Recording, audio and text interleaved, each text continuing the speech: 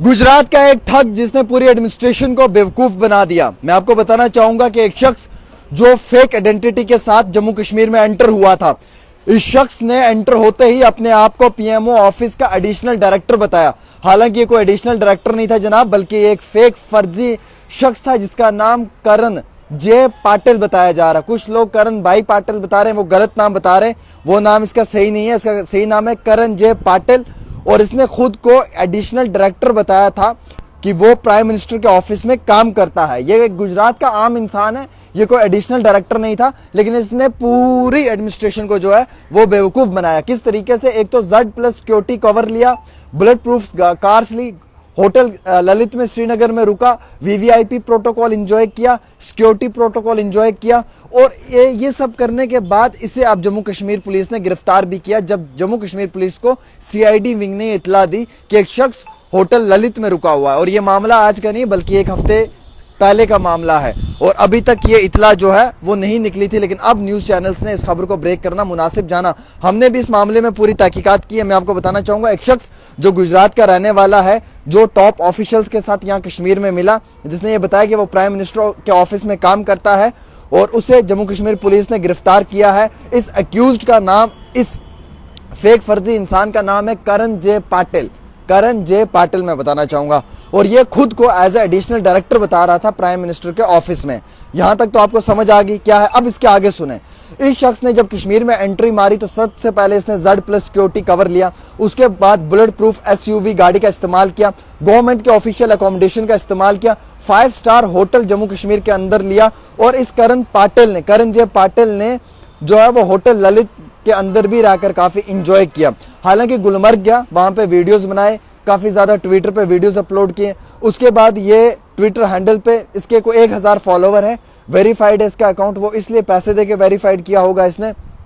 उसके साथ साथ इसने काफी मुख्तलिफ और मुकामात पे टूरिस्ट प्लेसेस पे जो है वो ट्रैवल किया विद सिक्योरिटी प्रोटोकॉल, और अपने आप को एक बहुत बड़ा ऑफिशियल बताया। हालांकि ये एक फेक फर्जी इंसान था और ये कोई बड़ा ऑफिशियल नहीं था। इसने सिर्फ यहाँ की सिक्योरिटी को, यहाँ के एडमिनिस्ट्रेशन को जो है वो अपनी फेक आइडेंटिटी बताई, और कुछ टॉप ऑफिशियल्स को बेवकूफ बनाने में ये कामयाब रहा। अब इसके जो वीडियो सोशल मीडिया पे वायरल हो रहे हैं वो 26 फ़रवरी के हैं। इस शख्स का गुलमर्ग वैली में जाना, वहाँ पे घूमना फिरना, पीर पंजाल रेंज के अंदर जाना, वहाँ के ग्रीन मेडोज को देखना, उसके साथ साथ फॉरेस्ट हिल्स में जाना, वो देखना, और इतना ही नहीं बल्कि इसके साथ साथ कई और मुकामात पे जाके वीडियोस डालकर अपने आप को एक बड़ा गवर्नमेंट ऑफिशियल बताना।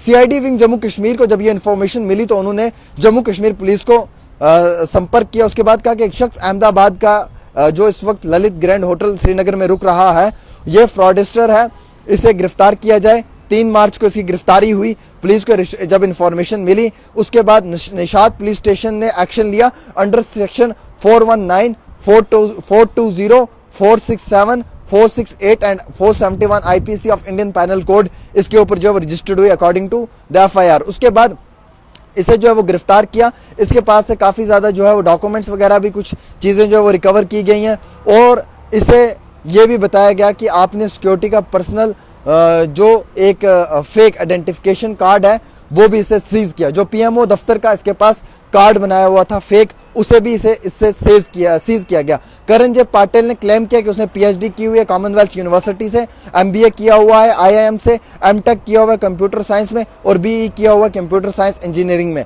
अब इसके खिलाफ यहाँ पर यह कार्रवाई भी की जा रही है कि क्या इसके पास ये डिग्रियां फेक हैं या नहीं है। सवाल यह है कि कोई किस तरीके से आके रुक सकता है। लेट्स सपोज टेक एग्जांपल, अगर आमिर सुहेल है यहाँ से चला जाएगा कश्मीर और वो कहेगा जी मैं PMO ऑफिस में काम कर रहा हूँ, या वो गुजरात चला जाएगा, तो क्या मान लेंगे? क्या वेरिफिकेशन नहीं होती?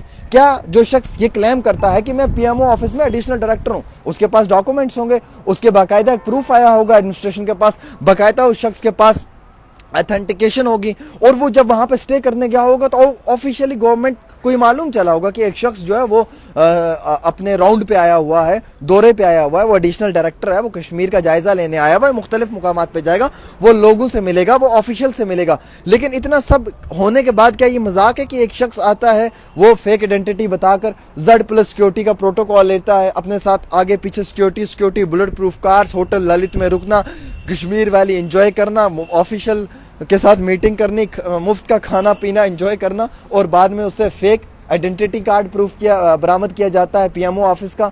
तो ये इतनी बड़ी बेवकूफ़ कैसे बना सकता है कोई किसी को? क्या इतना बड़ा सिक्योरिटी लैब्स है? क्या इतना बड़ा सिक्योरिटी लैब्स है कि कार्रवाई नहीं हो पा रही है? और एक ऑफिशियली जो है वो यहाँ पर आकर इतने सारी एडमिनिस्ट्रेशन को जो है वो बेवकूफ़ बनाकर चला जाता है, और एडमिनिस्ट्रेशन के लोगों को पता ही नहीं चलता कि रियलिटी क्या है और इसमें सच्चाई क्या है।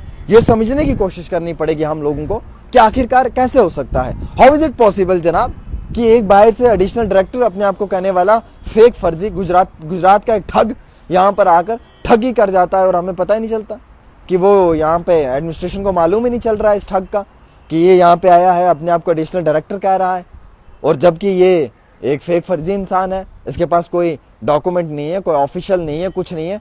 जस्ट ऑनली ये अपने प्रोटोकॉल को एंजॉय करने के लिए, जस्ट ऑनली ये यहाँ पर खाने पीने के लिए, घूमने फिरने के लिए कश्मीर आया, और यहाँ के एडमिनिस्ट्रेशन को बेवकूफ़ बना के चला गया। और अब तो इसे अरेस्ट किया है, गिरफ्तार किया हुआ है, इस पर कई सारी दफ़ाएं जो हैं वो लगा दी गई हैं, कई सारे मामलात इसके ऊपर केस रजिस्टर्ड कर दिए गए हैं। लेकिन एडमिनिस्ट्रेशन के अंदर कोई भी आके अपने आप को ऑफिशियल बताएगा तो क्या भरोसा कर लेगी UT एडमिनिस्ट्रेशन जम्मू कश्मीर की? क्या उसे Z+ सिक्योरिटी दे देगी कवर? क्या उसे ललित जैसे होटल्स में रहने के लिए अकोमोडेशंस प्रोवाइड कर देगी? और क्या उसे SUV जैसी बुलेट प्रूफ कार्स दे देगी? मतलब ये समझ में नहीं आ रहा कि ये कैसे हो सकता है, कैसे? इसकी तो इंक्वायरी होनी चाहिए, डीप इंक्वायरी होनी चाहिए कि ये किस तरीके से हो सकता है।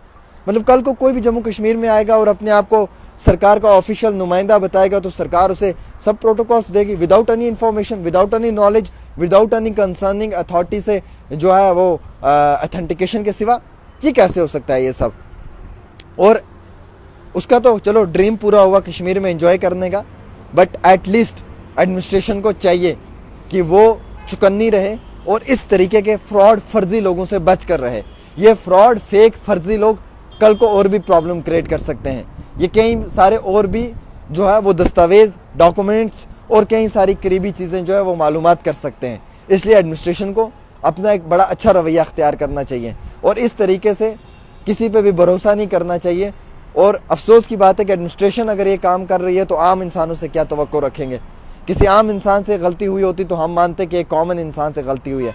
एक इतनी बड़ी एडमिनिस्ट्रेशन से एक शख्स को इतना प्रोटोकॉल, इतना खाना पीना, इतना रहने का बड़ा 5 स्टार होटल, और वो भी without any knowledge, without any information, without any competent authority के इंफॉर्मेशन। मतलब ये तो बड़ी सरासर मैं कहूँगा कि दुख की बात है और एडमिनिस्ट्रेशन को चाहिए कि इसमें सख्त कार्रवाई की जाए। फिलहाल आप सब लोग इस वीडियो को शेयर करें। देखते रहें डेली तस्कीन। अस्सलाम वालेकुम।